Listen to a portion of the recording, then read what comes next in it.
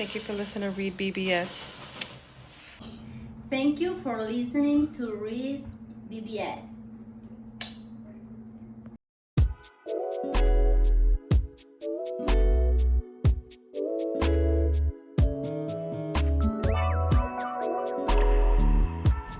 REED-BBS, BBS.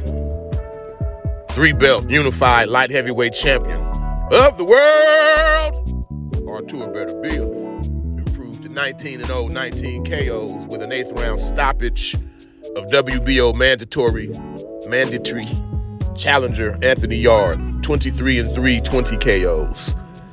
Now, as I stated in the title of this video, Beterbiev dissolved Anthony Yarde.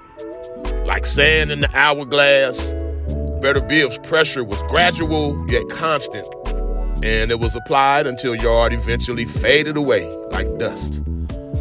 Hell of a scrap though while it lasted, which you'd kind of expect given their respective KO percentages. Both men were buzzed, both men were hurt, both men were bruised and or swollen, both men cut. There were several two-way punching exchanges. Now, we're not even a full month into 2023, so I won't go overboard. But Beterbiev Yarde will be a Fight of the Year candidate at the end of this year. Make no mistake about that.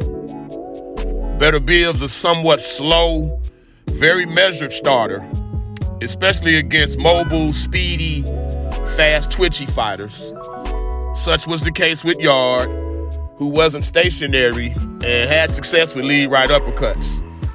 By the 3rd round, Beterbiev's face was already visibly reddened. In the 4th, Beterbiev started finding a home for the 1-2s, the jab right hand, and chopped away to the head and body when he got Yarde to the ropes. Yarde, though, he buzzed Beterbiev with a left hook that backed him to the ropes. Seconds later, Beterbiev buzzed Yarde with a counter right hook. Slugfest was on.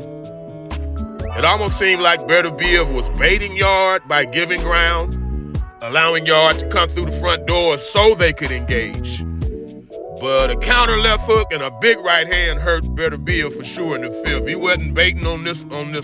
Oh no. In fact, he spent most of this round on the defensive until flipping the switch to attack mode in the final 10-15 seconds or so. By the 6th round, Yarde was bleeding and swelling under his right eye. Beterbiev had bruises, scrapes, and a cut on his left eyelid. Yarde, he pressed the action in the 7th, once again backing Beterbiev to the ropes. Out of nowhere, Beterbiev turns.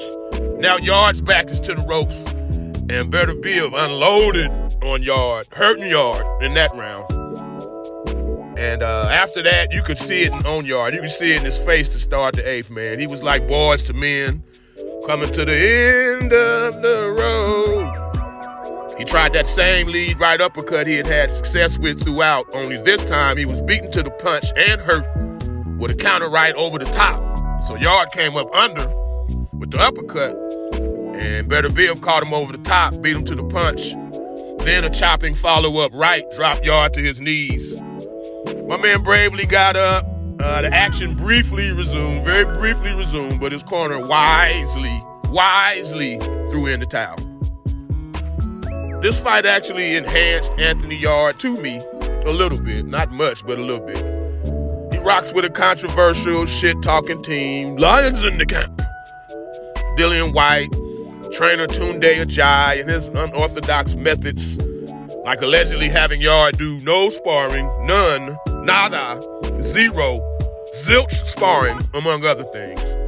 But at least on this night, Yarde was indeed a lion. I'm going to give it to him. Beterbiev, the champ, he's a fucking rock of a man, dude. He's like cut from granite. He's a goddamn brick. Yeah, he's flawed. He's beatable. But there's a heavy ass toll to pay to achieve such. And the man who beats BIVOL, he's gonna feel it. Hell, he may wind up in the hospital even in victory after fucking with BIVOL. That's just who he is. Opponents come with their hammer and chisel. They're chipping away. But Brick Beterbiev, he gets his licks in too. Bam! And Brick Beterbiev, his licks are more damaging, more telling than his opponent's licks are. He has a deceiving KO percentage, 19-0, 19 KOs. No, Beterbiev is not a one-hitter quitter, but the thing is, he has heavy, very heavy, brick-like hands, and every punch has mustard on it. I mean, he was snapping the shit out of Anthony Yarde's head with jabs, just with jabs. Even the shots that you block, that you're catching on the arms and your forearms and gloves, even those shots hurt from this guy, from Beterbiev. The only fight to make really is full unification with WBA champ Dimitri BIVOL. Now, Canelo could piss on that parade because he's teasing a BIVOL rematch. And financially, you couldn't blame BIVOL for taking it. Canelo can't beat BIVOL. He won't beat BIVOL. So I hope it does not happen. But Canelo's the lottery. He's boxing's version of the lottery. So BIVOL could not and would not turn that fight down if the rematch was offered. But BIVOL and Beterbiev, BIVOL's very skilled. He's more well-rounded than Beterbiev is. He has more ways he could win the fight. In fact, I would have BIVOL ahead in this fight fairly comfortably, to the point where Beterbiev would need a KO to win. But I expect Beterbiev to get that KO to win. He's a truth machine, and I think he would bring it out eventually and score a late KO. The key is, how long would BIVOL hang in the pocket? How long would BIVOL hang at close range with Beterbiev? That's going to be telling. That's going to be the key to this fight. But like anything else, man, there's tall, there's short. You can't have skinny without fat. Can't have black without white. Can't have good without bad. Can't have better without worse. Beterbiev, WORSERBIEV. REED-BBS, BBS. Blackbird Sugar, Bachelor's in Boxing Studies. Television! Fred Sanford of the Fistic Arts. When all is said and done, there's nothing left to say or do.